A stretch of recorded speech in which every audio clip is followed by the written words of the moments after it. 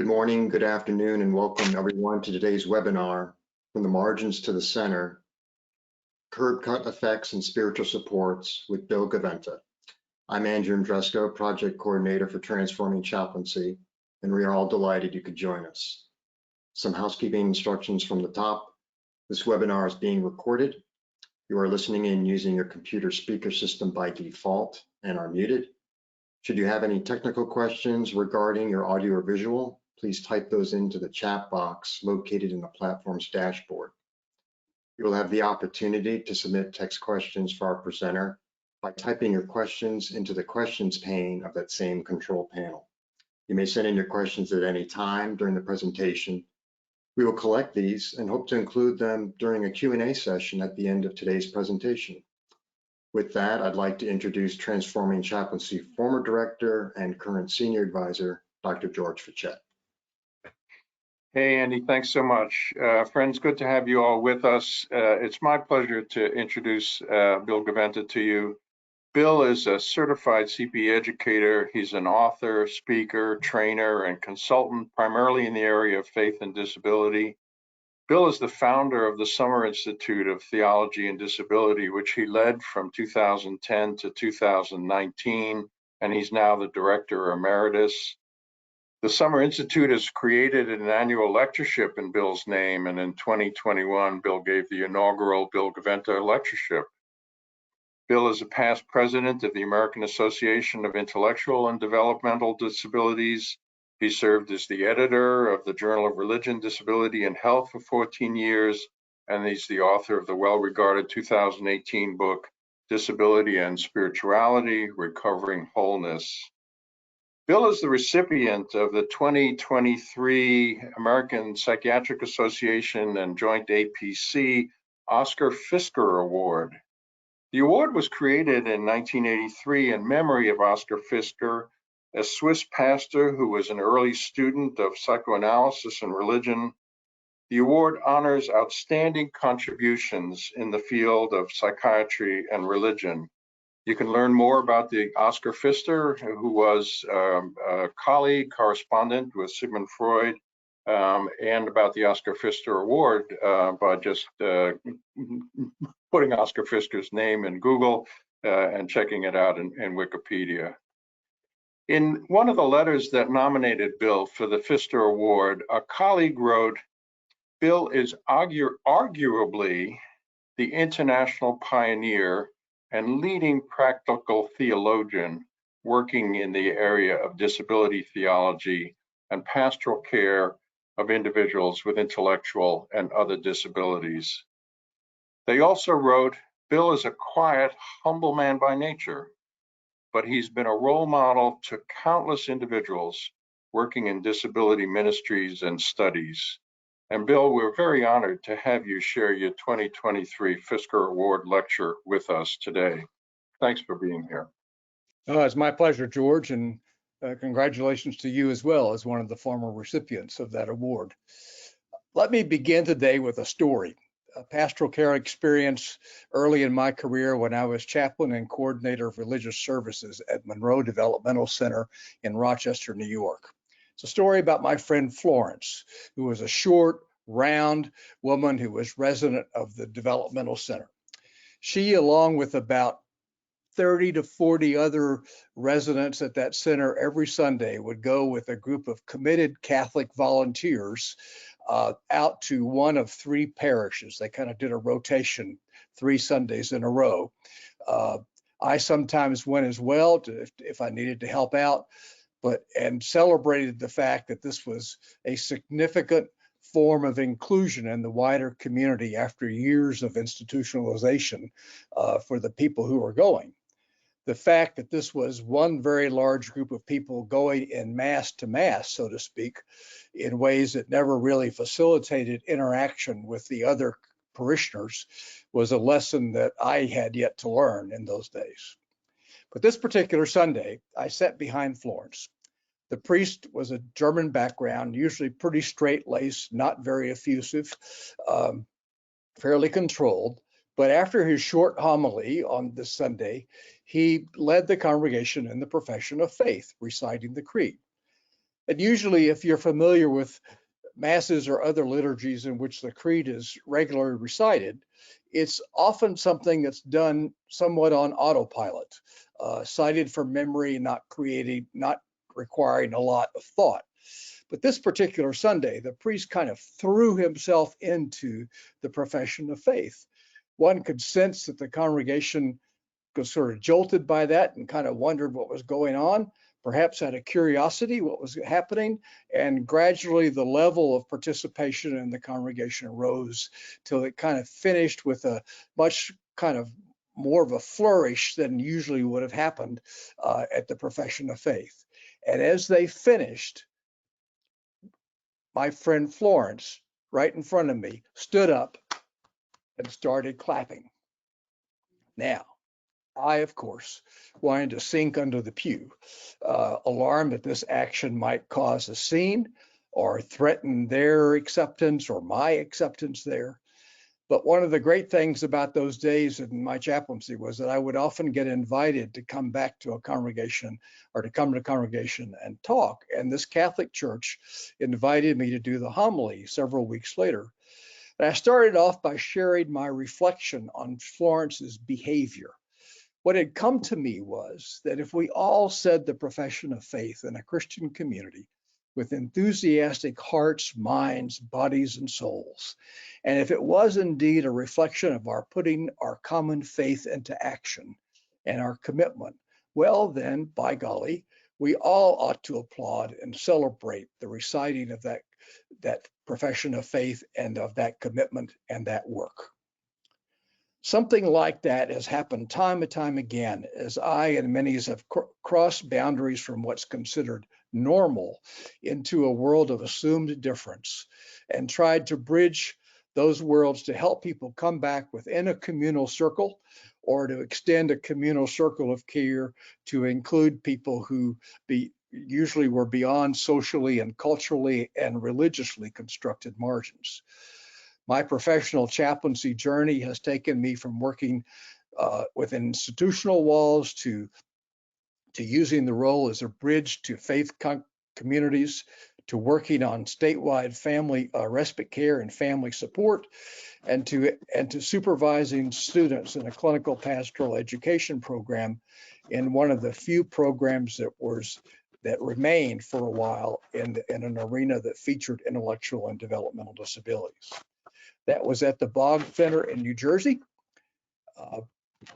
one of the university centers of excellence in developmental disabilities, UCEDs as they're called, of which there are ones, and there's at least one in every state. And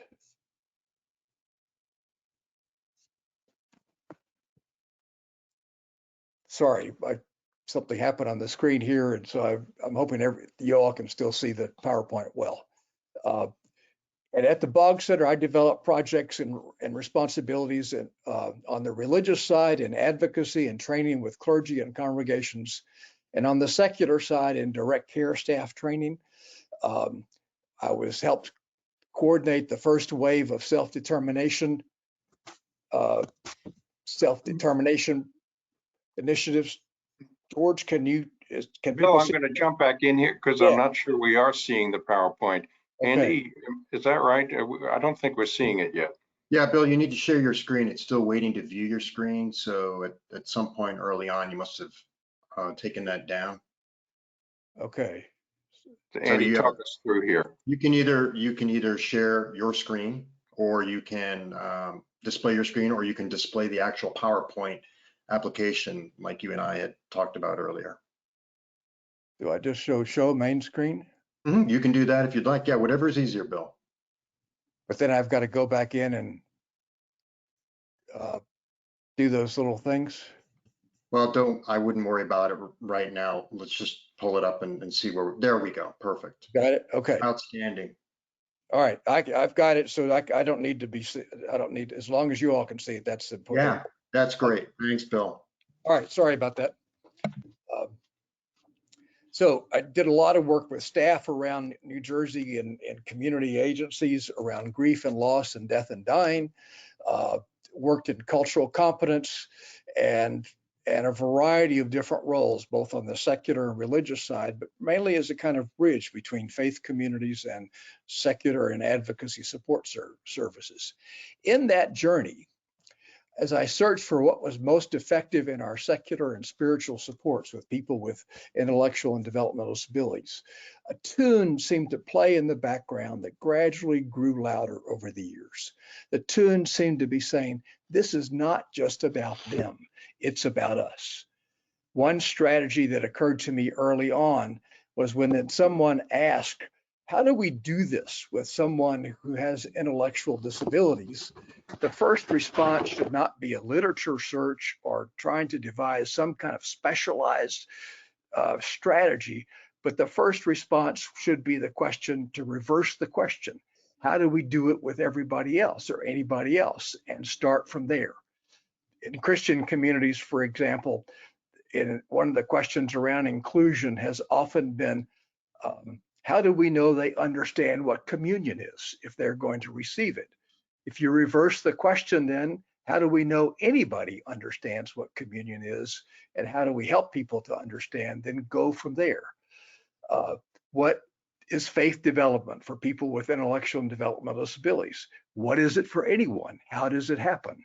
It's not a cognitive exercise at first, but an experiencing of community, of faith, participating and learning through time, through relationships, through rituals and service, and practice in terms of being a participant in a faith community.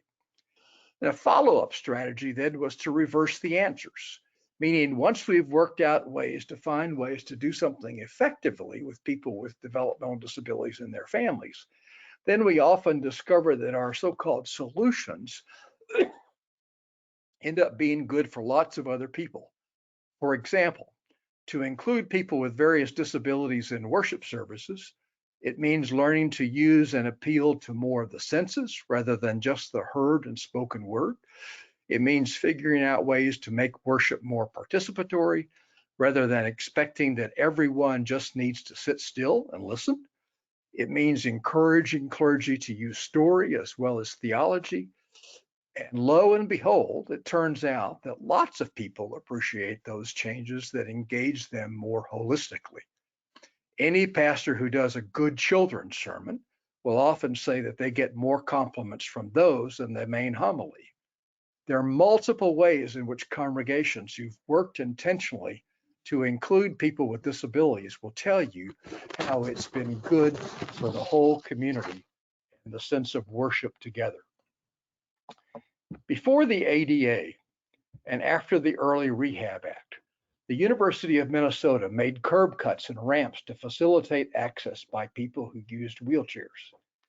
After they did that, they then surveyed the campus and asked people why it had been done. For people who used wheelchairs, of course, for us was the answer.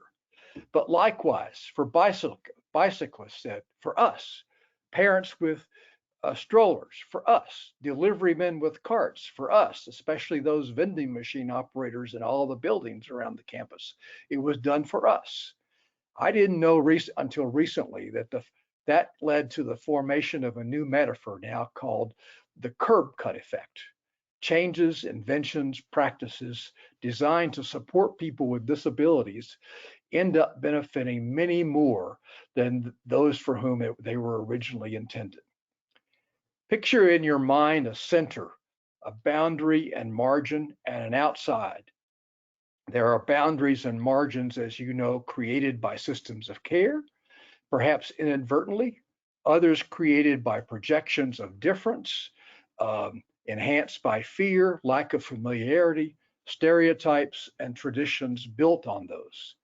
If those boundaries are embodied in concrete, then you can literally talk about barriers that are walls, far too narrow doors, steps with no ramps, and other impediments that are shaped by our projections, expectations, and actions, and shape them as well.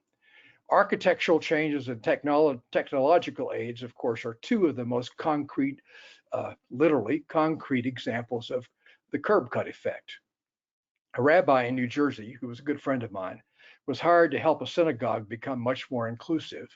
And early on in his stay, in his service there, they built a new synagogue designed to be perfectly accessible.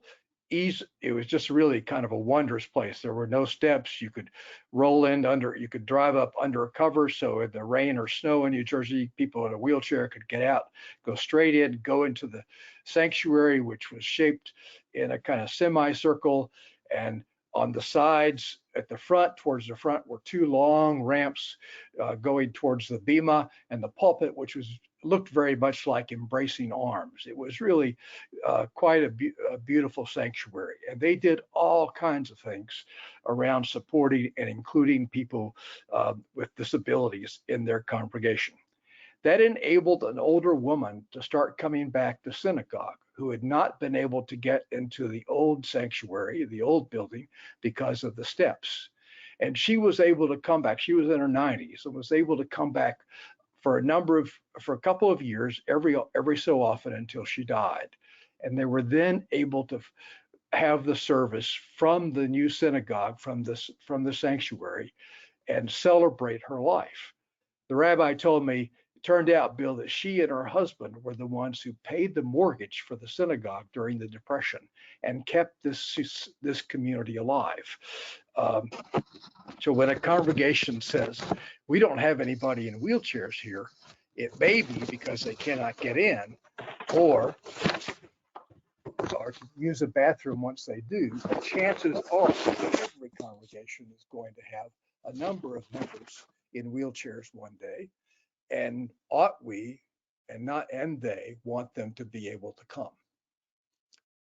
Other technological examples include kitchen and household implements designed originally to be by creative occupational therapists in rehab centers that became the products of companies like OXO with larger grips, ease of use, and built-in other kinds of things. You probably have got some in your kitchen. Voice-to-text programs began to help people who could not type. Captioning began to help people who could not hear. Alternative communication systems based on symbols and emoji were originally designed for people with communication issues. The list could go on and on. But concepts of universal design now in architecture are being expanded from architecture and space and technology to education at all levels through the universal design for learning. Positive behavior supports are used now with whole schools, not just kids with behavioral issues. And positive behavior supports, if you don't know what there is more of a system of how do we understand what message behavior is trying to communicate, and then help that person learn more positive ways to communicate that same thing or to get something, or help us understand what they're trying to maybe perhaps get away from. Universal design for learning is about designing processes for learning that includes learners of all kinds of abilities from the very get-go, rather than having to accommodate people to curricular or ways of teaching that have already been there forever. And I think UDL is one thing that I hope that CPE programs will explore significantly as they look at new theories of education. But getting to those points often involves going through mazes and jungles of complexity based upon our initial assumptions of difference, and with the assumed need for specialized supports for specialized people or special people, before getting to a place where you recognize, wait a minute, this is good for them, but it's going to be good for a whole lot of other people. That can often mean, in a statement attributed to Einstein, sorry, these are some of the pictures, a statement attributed to Einstein, getting to the simplicity on the other side of complexity. It was, however, Oliver Wendell Holmes. I would not give a fig for the simplicity on this side of complexity, but I would give my life for the simplicity on the other side of complexity. A science writer, K.C. Cole, noted in the LA Times, research is almost always confusing, but once the truth is grasped, the fog of complexity clears and answers become transparent. It's easier to see where you've been than where you're going. Even for Sherlock Holmes, only in retrospect were things elementary, my dear Watson. So I want to illustrate this by my own learning with people with intellectual and developmental disabilities and other disabilities around several areas of pastoral care, including spirituality, grief and loss, community building, and finally our own images about what it means to be a professional.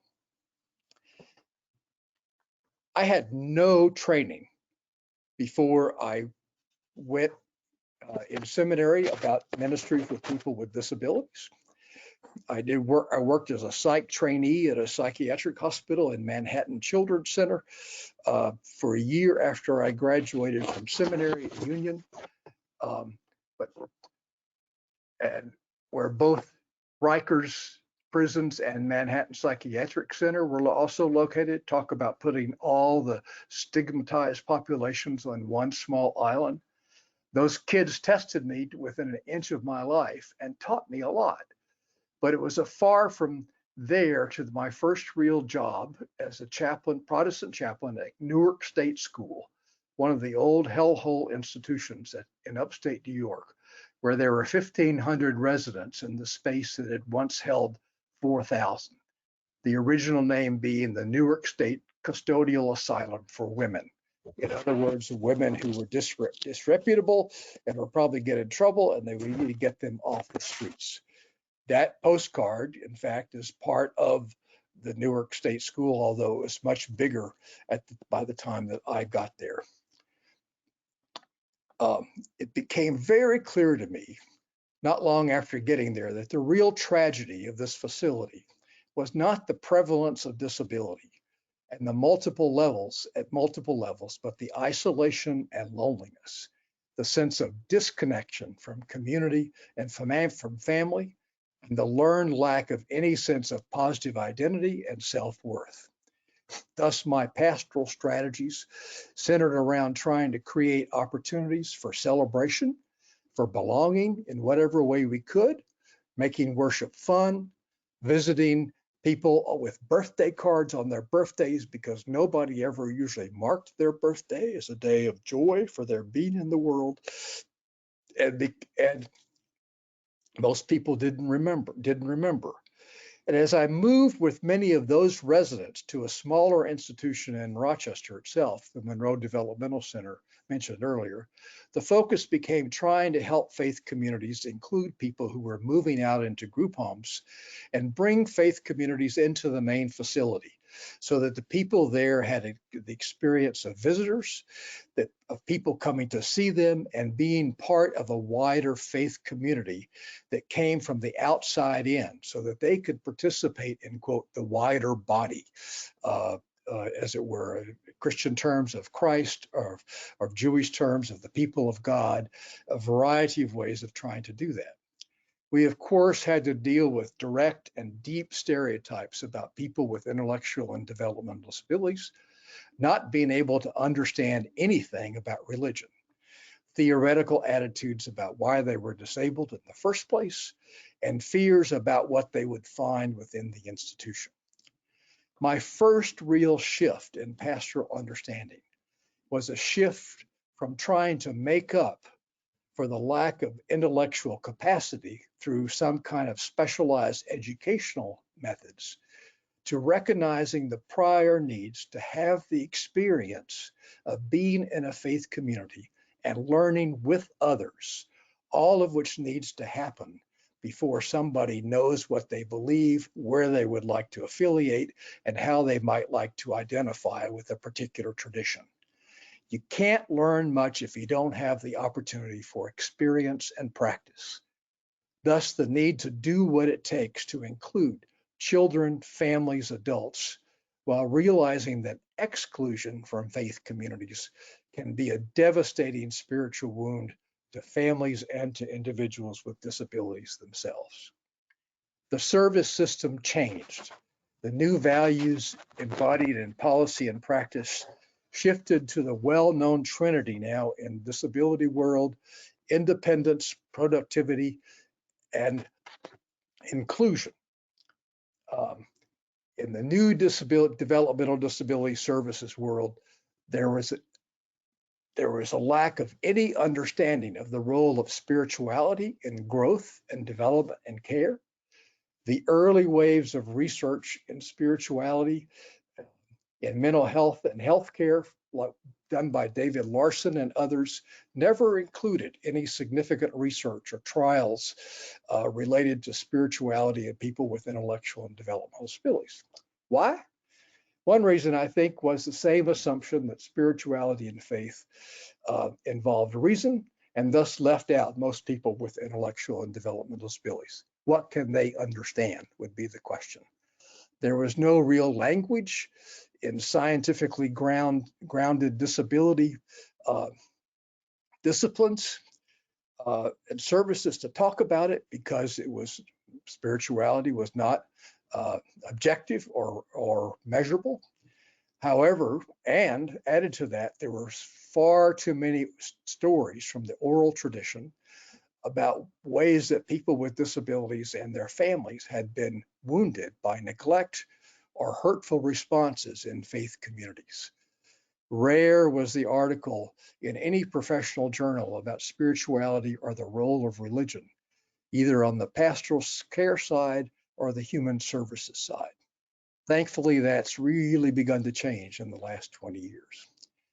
Thus, trying to figure out how to explain the importance of spirituality in a service system focused on active treatment plans, developmental learning, and behavioral plans was not easy, where the focus was on rewards and celebration that came when you learned something or accomplished something new, i.e., there's somebody's treatment plan or IHP or habilitation plan. You set goals, and when people accomplished those, they got celebrated, but then we went on immediately to other goals. That is, of course, a perfectly normal component of something that impacts many of us, which is that we're never then okay or celebrated just for who we are and where we are, and the importance of that celebration and acceptance in helping us to grow further as human beings. So the policy values of inclusion, independence, and productivity became a way for some of us to start talking about spirituality. And a colleague of mine noted that those three values, independence, productivity, and community inclusion, were really American answers, Western answers to three fundamental existential questions. Who am I? We're building a system that tries to help dependent people become independent.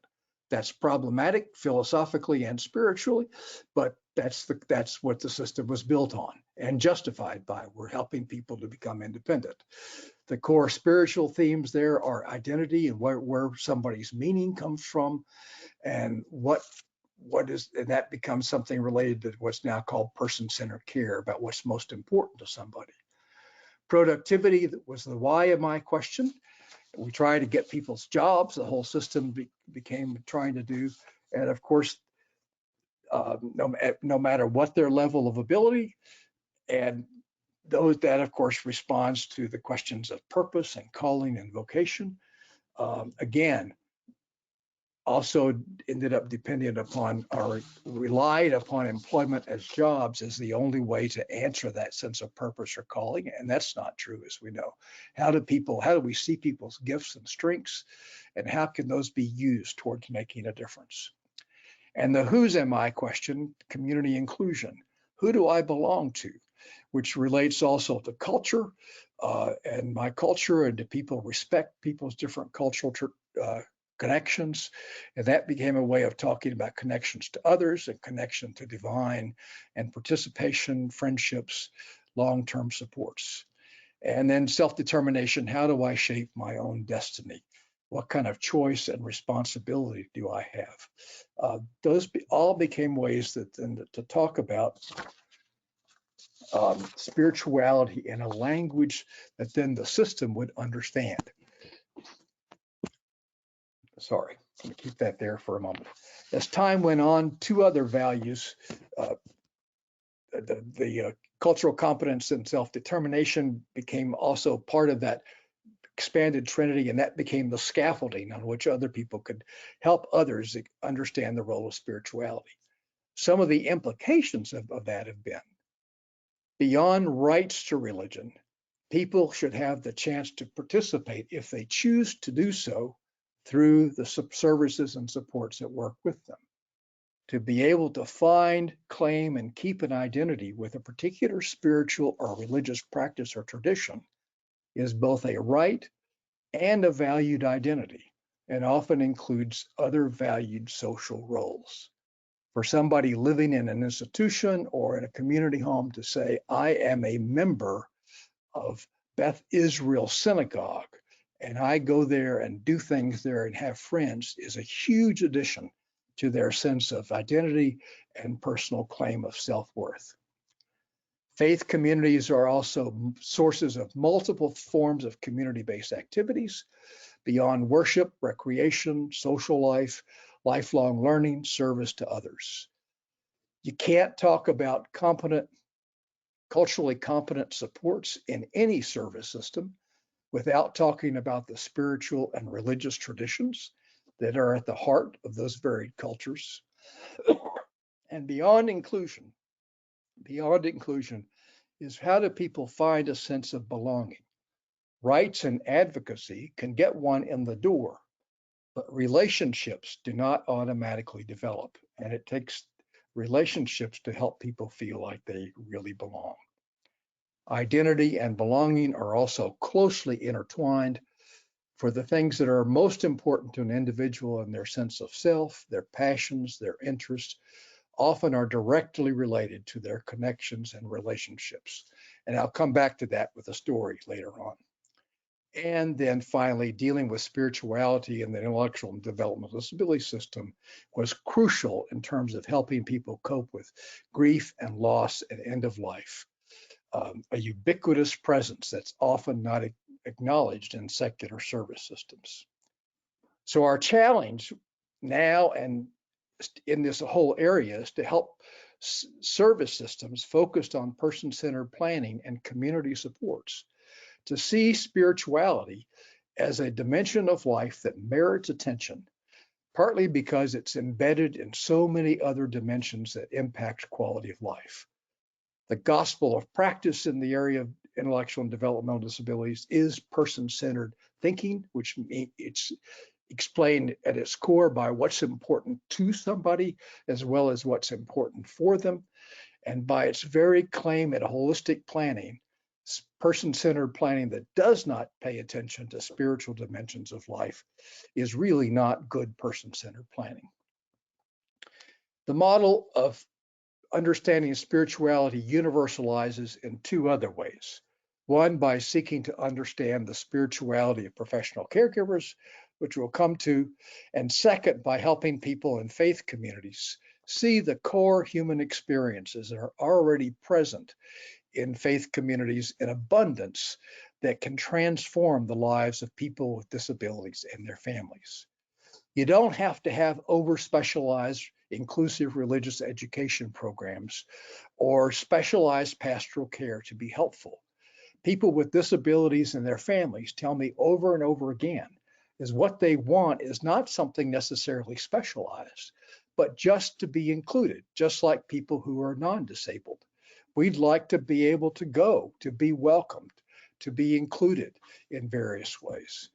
And part of my job has been having to help encourage clergy and others in congregations to think of the multiple ways in which their congregation already has powerful ways to support families and individuals with disabilities.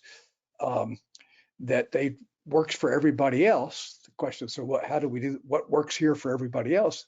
Then how would they expand that to include people who've been excluded from that sense of community and that sense of belonging to a group of faith?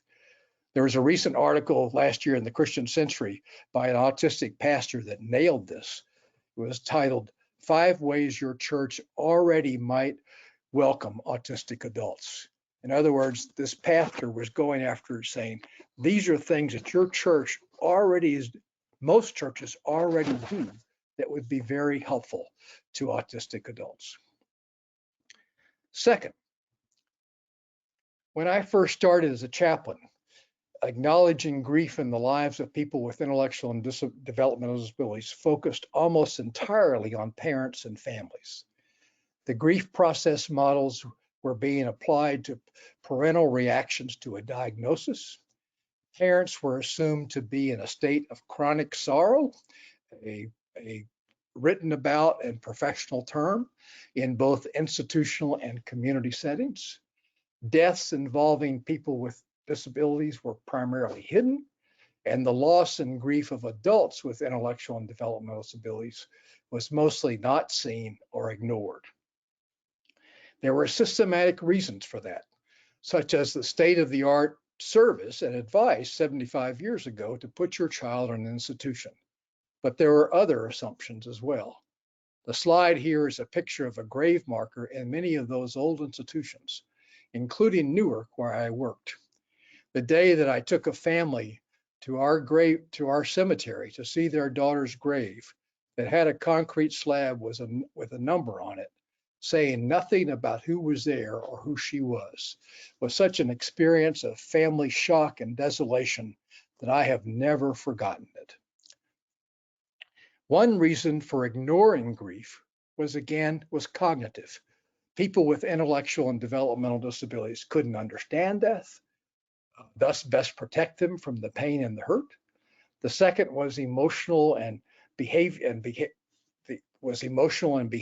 People with intellectual and developmental disabilities should not attend a family funeral because of concerns about their behavior and decorum. But unexplained deaths became markers of abuse in institutionalized settings. As community services proliferated, individuals were closer to the lives of relatives and families, and advocates began to feel the injustice of being not allowed to participate in processes of mourning. Paradoxically, death became hard to acknowledge in a new community service system based on helping everyone develop and fulfill their potential, because the assumed path out of institutions was a social justice renewal redemption movement towards something better than they'd had, something positive and upwards. The death of a person being served in this new service system built on that energy could feel sometimes to staff like a double tragedy. In other words, they had to start life with a major strike against them, being disabled and institutionalized. Now, why did they have to die too? So it became doubly hard, I think, sometimes for staff to see people who they had championed and advocated for and helped to have new lives to deal with grief and loss when it came to that point. In the 80s and 90s, a whole new aging and disability field arose when service systems realized that people with intellectual and developmental disabilities were now living into more typical old age, evidence, in fact, of improved services and supports. Serious attention to grief and loss and end-of-life issues first garnered attention in the UK and Ireland, but gradually here. A number of projects began to develop some written resources by counselors, clergy, occupational therapists, and others. The realization grew that people with intellectual and developmental disabilities essentially swim in a sea of unrecognized grief, including separation from family, loss of family members, losses from moves, losses of staff who are constantly turning over. A CPE student of mine in New Jersey was working in an ARC community agency in South Jersey. And she did a relatively simple spiritual assessment of the people they served, focusing on what was getting other staff to help her to interview people to say, what's most important in your life? and what do you think about faith or spirituality? What's the most important things to you? The Wordle that you see here took all of those responses and somebody put them together into a Wordle, which if you know how Wordle works, the bigger the responses, the bigger the letters, the more responses there were that sort of fit in that category. See how many of them are related to death and loss and grief. My mom died. Who's going to watch my cat? I miss my friends at Woodbine, the old institution. I don't even like to think about Woodbine, said somebody else. What's cancer? I really, really miss them. Where do people go? Can I talk with my friend in Ancora? I'll never be able to drive. My best friend doesn't live here. My best friend died. I need a friend to sit with if I'm going to church. My mom's in heaven. I can't live alone anymore. Where's heaven? Throughout that, permeates that is a sense of grief and loss that really was not being really addressed. Both for the adults being served and the direct care staff who were working with them. So a consensus has gradually arisen that people with ID, intellectual and developmental disabilities, experience grief and loss just like anybody else. And since they live in a world of relationships, even more so directly. Second, grief has to be handled directly, openly, and honestly, without euphemisms or attitudes that one might use, say, for instance, with children. Don't make assumptions that people can't understand. And third, grief responses and care should be very individualized. And fourth, as much as possible, people should be allowed to participate in the rituals of loss and mourning that are crucial to all of our own responses to grief and loss. The issue was not cognitive ability or understanding, but being able to express sorrow and care by the various cultured ways and religious ways that all of us have in terms of acting out our grief and loss through, for instance, cards sent to people, taking flowers, going to the wake, being in the funeral, visiting the cemetery, sitting Shiva, going to visit the family, the kinds of things that all of us do that are culturally ways of acting out grief and loss and being together with people who are mourning. Some of us began to recognize, in fact, that adults with intellectual and developmental disabilities were often better at expressing grief and loss than many of the rest of us, especially when given the opportunity. And I'd love to have the time to tell you some stories about that. So what this brought home to me in the last few years, I was able to work as a consultant on the development of a nationwide website for autistic adults, their families, and caregivers on grief, loss, and end-of-life issues. It's done through the Hospice Foundation of America, funded by the Nancy Lewis Marks Family Foundation in Boston. Autistic adults were involved in the process in many ways. We talked to many autistic adults. Believe me, their opinions were not all the same, but a consensus grew about the best strategies for people who may be very unsure about social interactions. Autistic people who can be very unsure about social interactions, just as many of us are with grief and loss, but exacerbated by social issues for people with autism, who can get overloaded with thoughts and feelings, and who often interpret language very concretely. These became the kind of core strategies that evolve out of all that work. Be clear, explicit, and deliberate with your words. Don't use any euphemisms. Don't say somebody passed away, went to sleep, is resting. People who interpret language that way will just think, oh my God, I don't want to go to sleep or rest. I don't want to rest. That's going to happen to me. So clearness and directness and honesty.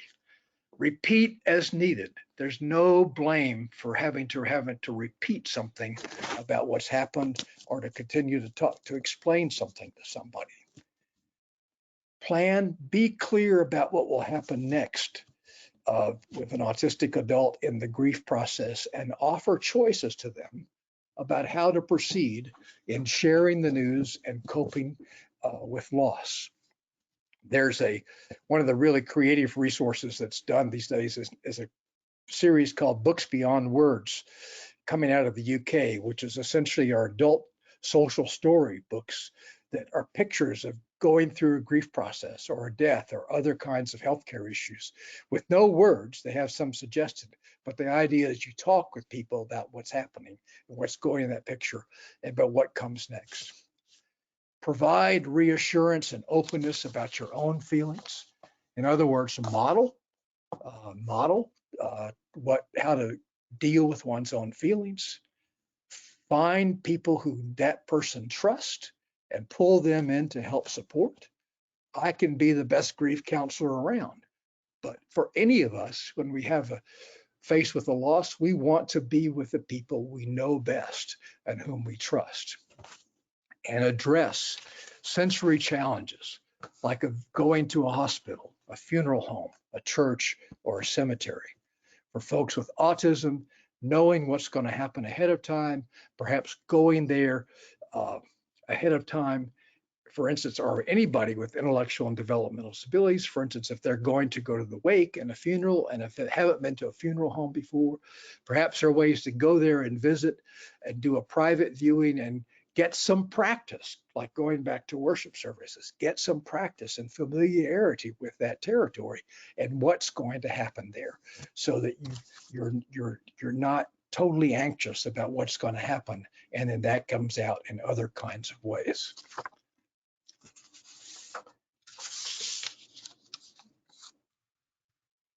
So just to sum up in that, then, as we got to those kinds of things, my experience over and over again was, wait a minute, this kind of support is good for everyone. And earlier in my career, some of the memorial services or funerals in which I got to work with adult friends and staff and families and planning and carrying out the service were just really memorable times when we were able to involve people and people had a chance to talk and others. And I've often thought several times, I really would like my funeral to be like that as well. Third, let's go on to community building. As you know, systems of care in the community are based on serving clients and patients. They're based on needs, and services are developed for those needs.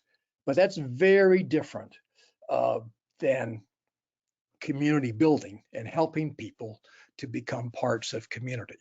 In community building, you've got to see people as people first for the multiple dimensions of their lives, not just for the label that makes them a client. We've got to be able to see people and find out what their gifts and capacities are, because none of us build community or are part of community based upon our needs. We get supports from faith communities, we get supports from organizations or clubs, but we're part of those and we're called to be part of those, and we mostly participate also as a way to use our gifts and service to others. And instead of professional services in communities, you have friendships and social relationships, and know you can make a contribution. One of the ways that captures this, I hope if you've not seen it, is this wonderful TED Talk by Nigerian novelist Chimamanda Ngozi Adichie, which she talks about the danger of a single story. And this is a talk that has nothing to do with disability at all, but it so captured for me one of the key issues in the world of disabilities. All of these stories make me who I am, but to insist on only those negative stories is to flatten my experience and overlook the many other stories that formed me. The single story creates stereotypes, and the problem with stereotypes is not that they are untrue, but that they are incomplete. They make one story become the only story. And power is the ability not just to tell the story of another person, but to make it the definitive story of that person.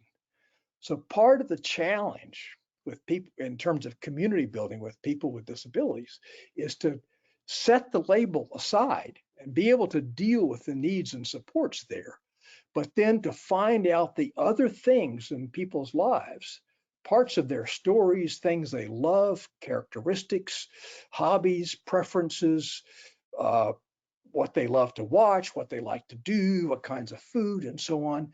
And those kinds of things become a way then to help connect people with others. What's the third thing, in other words? If you look at that figure on the screen, I spent lots of years trying to connect people in the community with people considered other, that direct line, and had to deal with the stereotypes and all the kinds of feelings people had about disabilities and all that in that all the time, over and over again. But when I finally, when working with community building over the years, realized, no, all of us usually connect to other people through something else, the third thing. You realize in the danger of trying to connect people through a single disability story, but through other things of interest. Again, a hobby, through other people who we might know, through families. Where do we go? Where people like to go? When do those things happen? How? And so those questions become, how do we, helping people build community, learn what those are, and how do we then work from there in more sophisticated ways to connect people with others around their interest.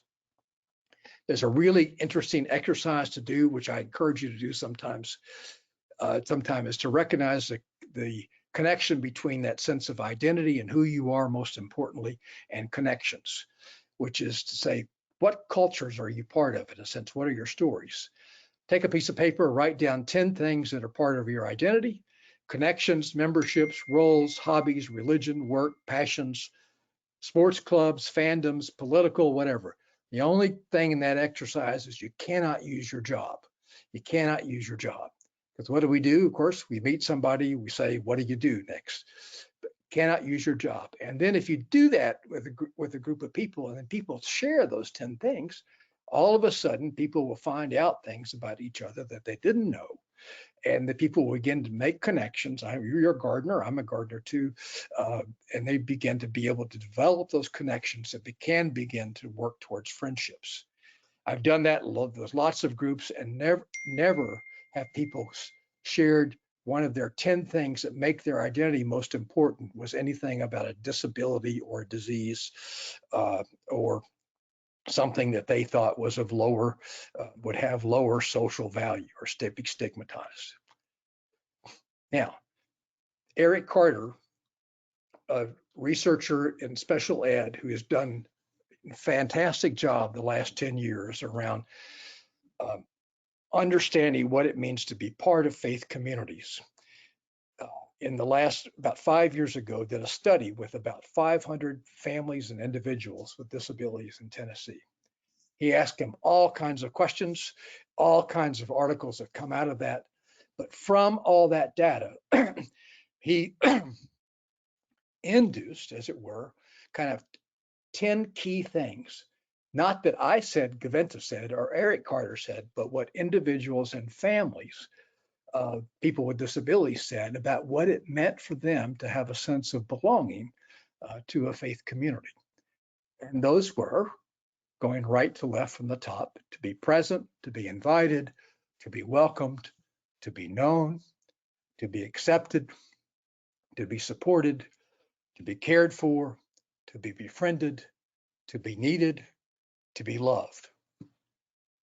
It's a fantastic model for people working with people with disabilities, helping them become part of congregations, to think about how do we help them to have experiences that might reflect each of those parts of that diagram.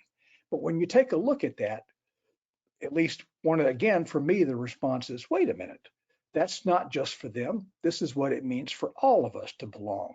And think how useful this might be for a committee and a congregation of whatever faith tradition who's trying to help new people become part of that faith community and feel like they have belonged to it and are part of it. And how do we address each of those dimensions so they can get more connected with that? And finally, let me think about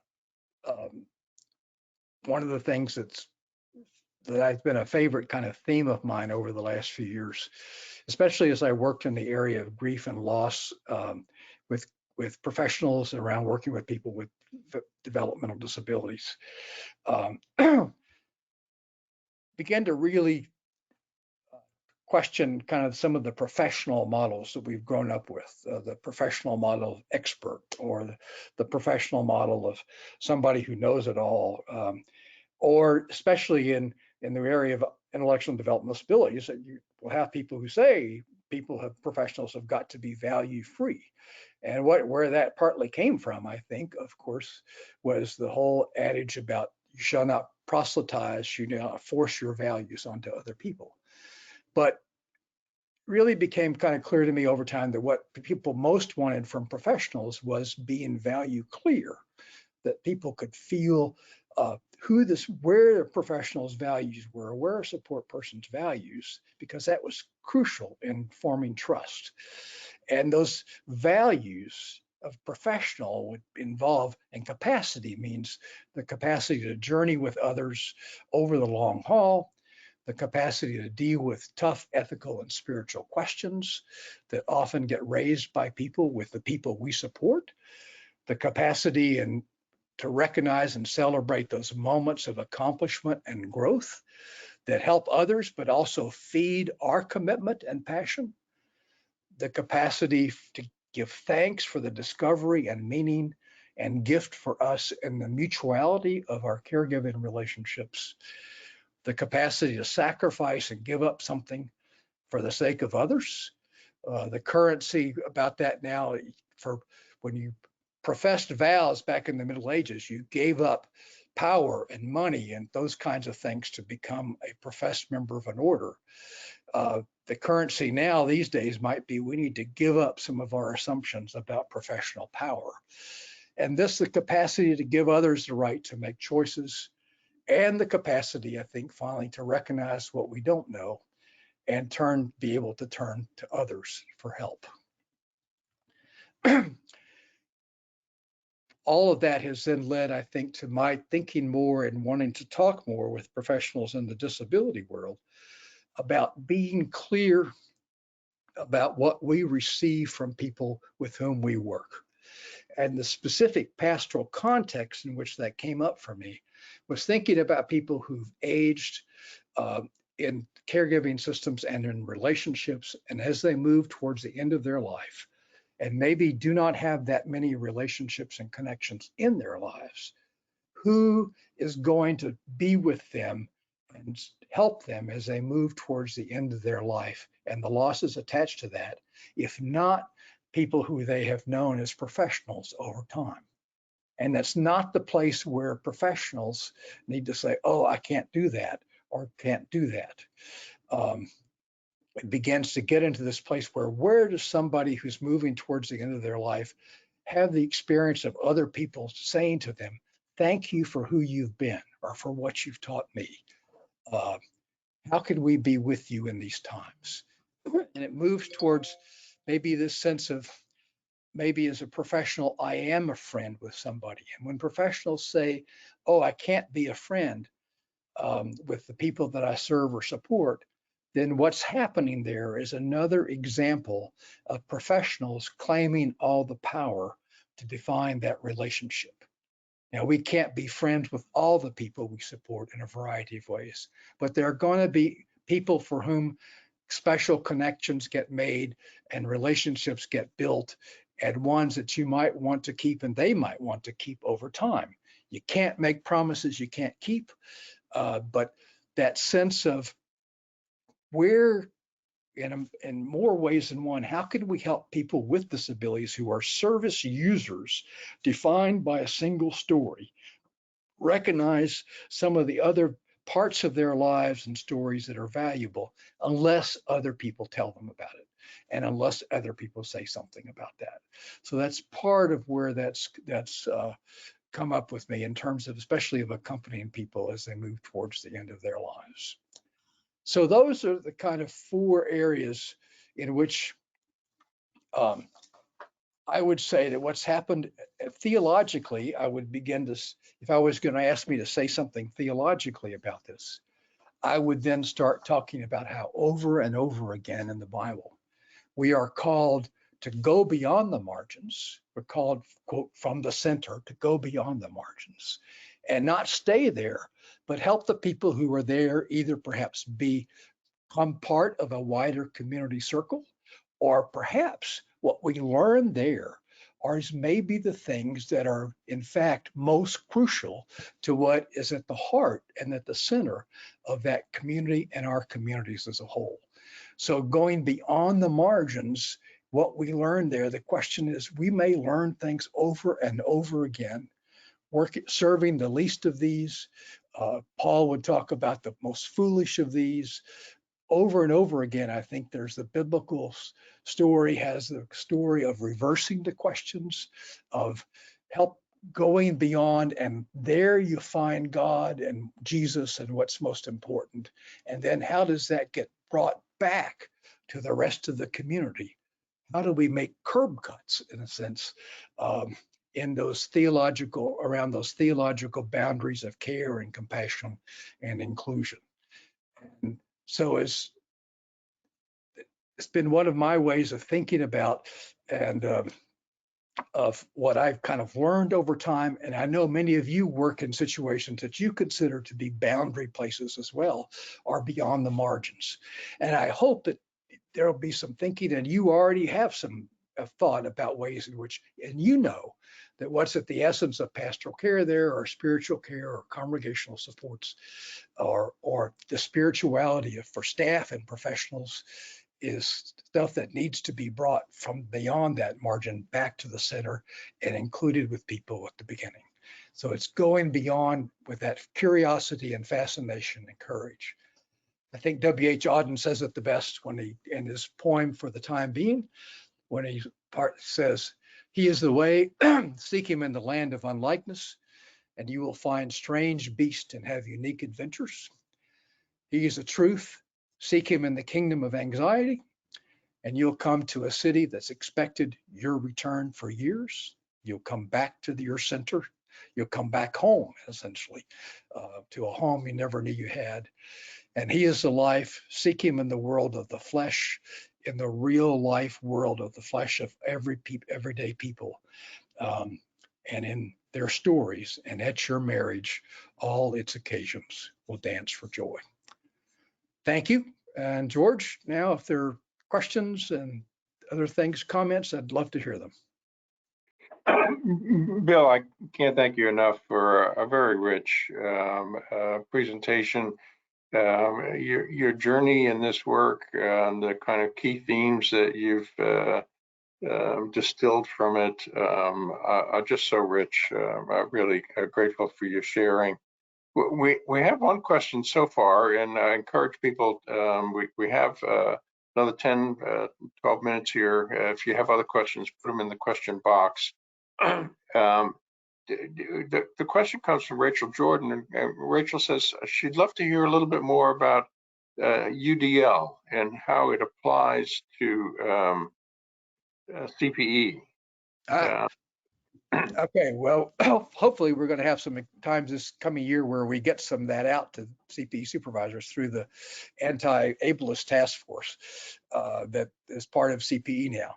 My problem with that name is to be anti-ableism doesn't mean what you're pro, what's pro. And I think universal design for learning is a way that's come out of special ed, then inclusive education, as kids with varying abilities were included in classrooms, and moved up from elementary and high schools to colleges and graduate programs now.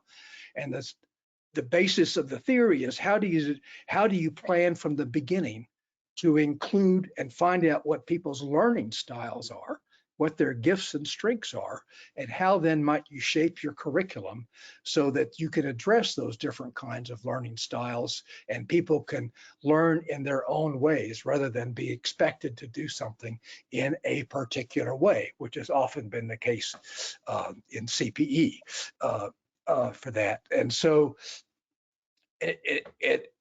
all you got to do is Google it, or if somebody wants to send me an email, I'll be glad to share some references to you about it.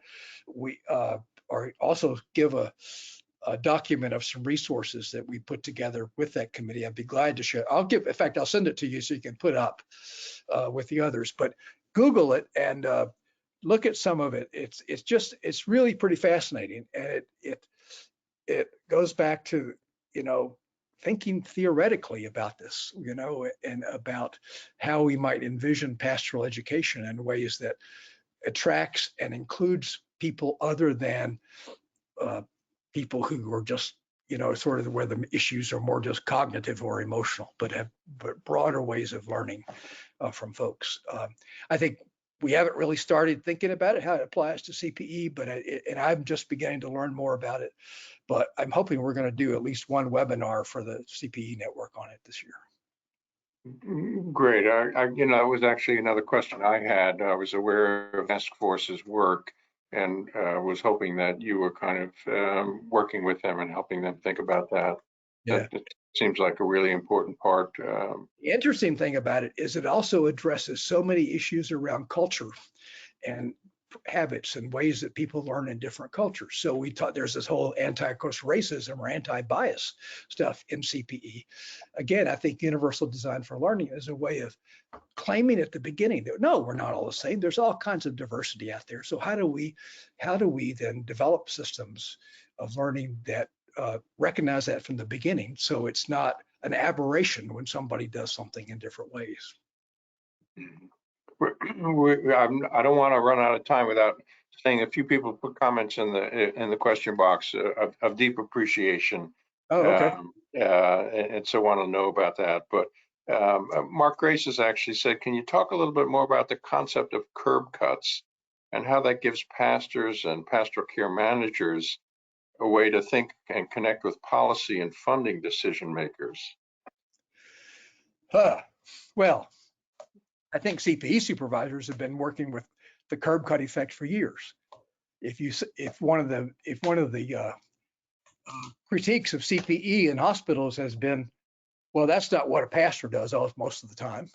Why would you send them all? They don't do just hospital visiting all the time. That's kind of going beyond the usual boundaries.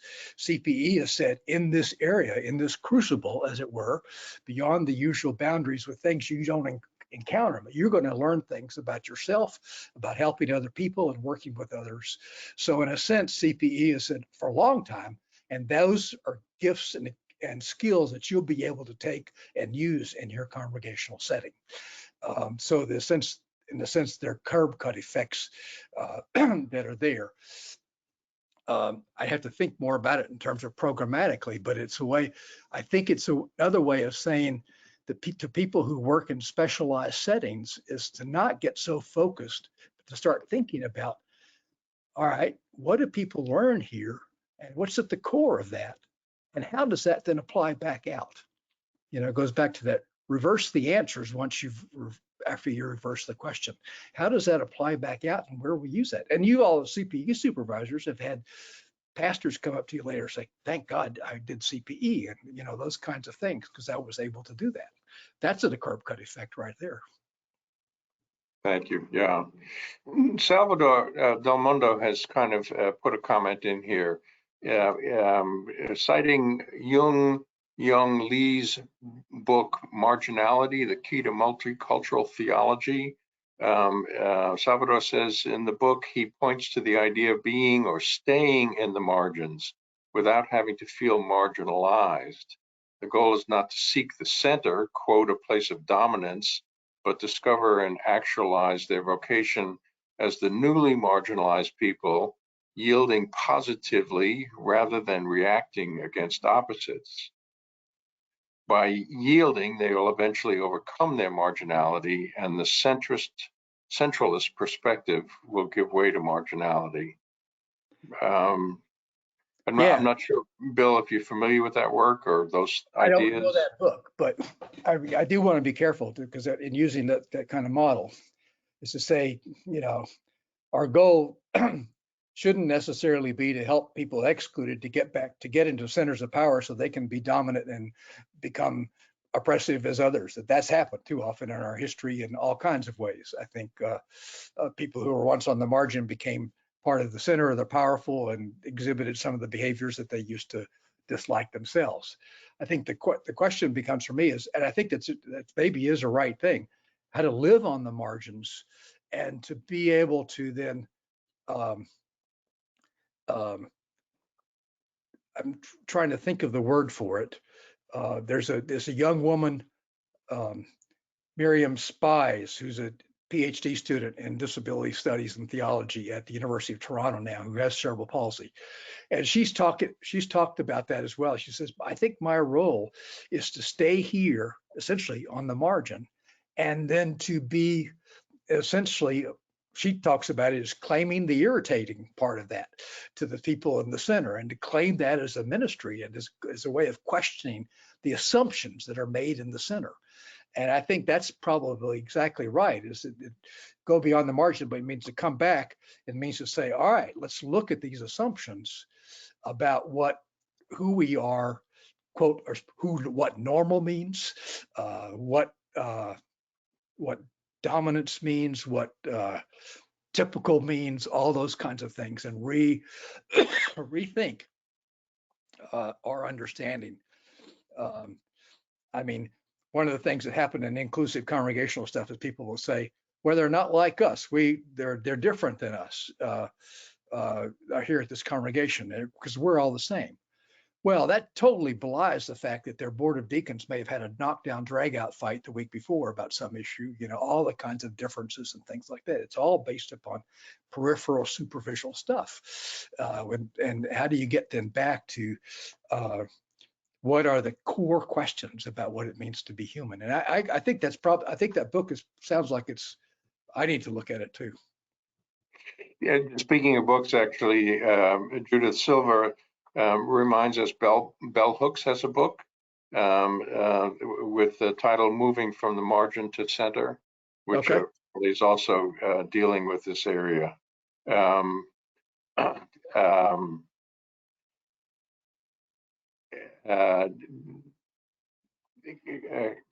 Katronia Broadway has a comment here. She expresses appreciation. Thanks so much for this. I appreciate your thoughts on grief and also the multiple stories that I really like that too. I found that so helpful. Katronia says, working in a psych hospital, it's hard to be there in a way that's useful for folks who live with intellectual and developmental disabilities.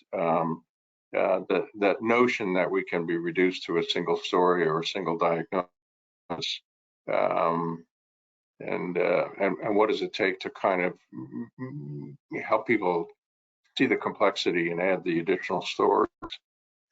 Well, let me give an example of some people chaplains might find. You've got people with agencies now who come into hospitals and they're sick. Or, adults with intellectual and developmental disabilities get sick like everybody else. Their intellectual disability is not a sickness. That's just part of who they are. They're sick, but they will often be in hospital rooms, especially if they're being supported by an agency, where perhaps one staff person has been assigned to stay with them to help out as kind of a bridge with staff around, and maybe family members who will come if they're still connected at that point. And for chaplains, I think that staff person, one, is maybe just as scared as that person with intellectual disabilities and being in the hospital. It's just as much an unfamiliar world. And if a chaplain's going in, and if that person is if they're verbal and so on, you'll be able to get to know somebody and use gestures and so on to tell you who you are, and you might find out some nice things. But to talk with the staff person and talk with them and say, well, tell me about this person. How long have you known them? What are their there's such a thing now that the disability system, the IDD system, has developed called a healthcare passport. And if you can just look it up online, and it was a way, it's just about 10 pages, attractively done, that people can fill out to tell hospital staff who this person is and more about the dimensions of their life in there. And there was an agency in New Jersey that got at that when they sent their nonverbal folks to a hospital, and they put qualities and characteristics about that person, wrote them on a balloon and hung them up over the edge of the bed. Again, just to humanize that person who's there and help the staff see that person, not just that disabled person in room 10. Yeah, exactly. So it looks like we've run out of time, Bill. I want to express my deep gratitude and just read one of the number of comments here. Dwayne Campbell says, thank you, Bill. You presented many well-articulated points that help in multiple levels of ministry. I mean, that really, I think, is central to what you were trying to teach us today, about these things that we think are part of the margin. They're really part of the center. And you do such a wonderful job of teaching us and reminding us of that. So thanks for being with us today, and congratulations again on the Pfister Award, and best wishes in your continued It's a work. play on the word that Parker Palmer uses. You may know it. What it means is the center needs to remember what we learn on the margins, which means to learn it again. And maybe those people will become remembered in terms of being part of the community. The community will broaden to include people so they're not so excluded. But it's not, again, it's not necessarily making them the part of this, but helping the center to remember what's crucial about stuff. Yeah. Okay, thank you. Great fun. Thanks for for reminding us, Bill. Good. Take care. Thank you all. We'll see you again.